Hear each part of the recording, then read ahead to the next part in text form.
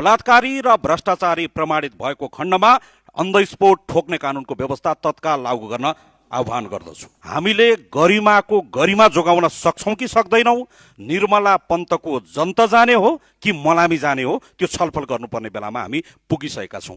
चेलीले बाँच्न पाउनुपर्छ, नाच्न पाउनुपर्छ भन्ने विषयमा गम्भीर हुन जरुरी छ। केही समय पहिला बझाङमा सम्झना कामीको बलात्कार र हत्या भयो, कञ्चनपुरमा निर्मला पन्तको बलात्कार र हत्या भयो, कैलालीमा माया कामीको बलात्कार र हत्या भयो, रूपन्देहीमा अंगिरा पासीको बलात्कार र हत्या भयो, पूर्वको खोटाङमा रेशमिका परियारको बलात्कार र हत्या भयो, म्याग्दीमा मीना परियारको बलात्कार र हत्या भयो, केही दिन अगाडि मात्रै गरिमा चौधरीको बलात्कार र हत्या भयो।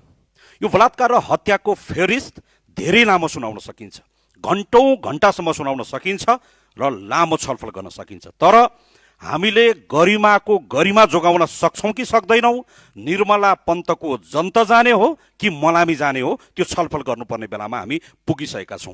चेलीले बाँच्न पाउनुपर्छ, नाच्न पाउनुपर्छ भन्ने विषयमा गम्भीर हुन जरुरी छ। बलात्कारी र भ्रष्टाचारी प्रमाणित भएको खण्डमा अन द स्पोट ठोक्ने कानुनको व्यवस्था तत्काल लागू गर्न आह्वान गर्दछु।